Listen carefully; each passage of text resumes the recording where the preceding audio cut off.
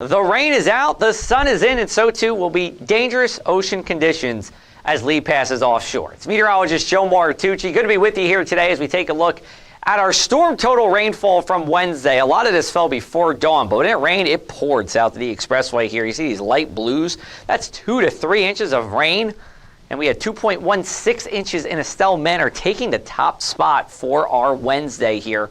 We take a look at our clouds and radar throughout the day on Wednesday. It was this area of rain that brought that heavy, even flooding rain throughout the early morning hours. Flash flood warnings in effect for parts of Atlantic, Cape May, and Cumberland counties this morning. Some loud thunder as well.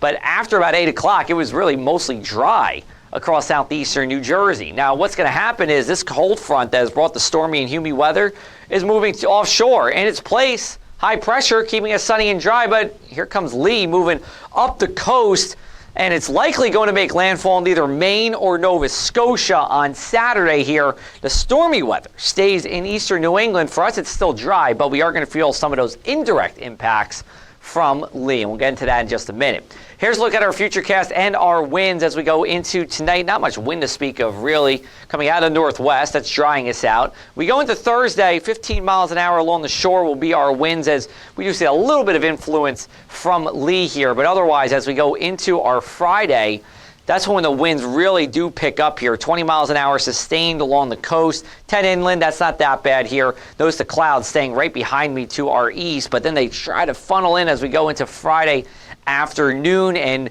into the evening hours. Winds coming from the north around Lee here. And then we try to, again, get some more clouds on Saturday and Sunday. These are going to be high clouds, filtered sunshine. It's not like we're talking about dark conditions with this. We'll just see how far this cloud shield expands into the area. We take a look at our wave heights and our wave periods here. Wave heights, how high the waves are, of course. Wave period, the length it takes for 2 waves to pass 1 point. Anything over 10, well, that is strong with those wave periods. That's what that means. There's a lot of power to those waves. When you get to 13, 14, especially 15 seconds, very powerful waves, and we'll see that as we go forward in this futurecast here. Let's take you through it. This is going to be now Thursday at noon. Center of circulation southwest of Bermuda. Wave heights 5 to 6 feet as we go into Thursday into Thursday night. Friday afternoon, 7 feet in Atlantic City and much of the Jersey Shore, to be honest with you. In those wave periods, 15 seconds as the center of Lee goes north of Bermuda, reaches our latitude around early Saturday morning, still high wave heights and periods, and then it makes landfall again, either Nova Scotia or Maine, some point late Saturday. Wave heights and periods still going to remain elevated, so it is dangerous to go into the water from really Thursday all the way until Sunday here. Boating on the ocean, not looking good Thursday, Friday, or Saturday either. Bayside's going to be a little bit better here, but I do think if you wanted to go out to the canyons, maybe Sunday could be the day to do so if you did want to do that. Otherwise, really just wait until next week. We will have some good weather then too. Let's take a look at rip currents and what they are.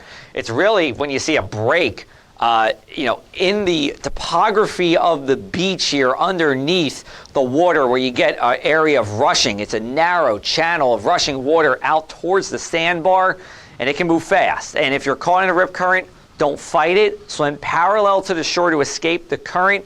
Call for help while you're doing so, but do remember there's few, if any, lifeguards on the beaches. You're going to have to hopefully have a good Samaritan there that can help. And if you are that good Samaritan, make sure you always know where you are so you can let emergency personnel know where they can come and rescue the swimmer. Take a look at tonight. Temperatures falling through the 70s into the 60s here. It's a comfortable night, increasingly less humid as we go into the day. And Thursday is a fantastic day. If you aren't going to the ocean, it's lovely here as we go into Thursday with temperatures seasonable for this time of the year. Our muggy cast shows smiles all around. Dew points are down. We're in that dry territory. If we take a look at your Thursday night numbers here, 54 inland, 60 at the shore. I wouldn't be surprised if some places like Mullica Township or Egg Harbor City in the Pine Barrens gets down to around 50 degrees on that northerly wind. And we'll take a look at your inland 7-day forecast here. So we are within a couple of degrees of seasonable really for the next 7 days. It's a really good stretch inland, a little bit breezy Friday and Saturday. That would be about it. Monday, we're just looking for a very spotty rain shower. I think most of your time will be dry. Over at the shore, we are talking about dangerous surf, dangerous ocean conditions, but still pretty good to go on the boardwalk or hang around, even lay on the sand. Will be windy Friday and Saturday, warming up really nice for Sunday. Again, just a spotty shower Monday. I don't anticipate that being a big deal. We'll have more details for you as we go into Thursday. And meanwhile, you can come to pressofac.com/weather to sign up for our daily weather newsletter, which comes out every morning in your inbox.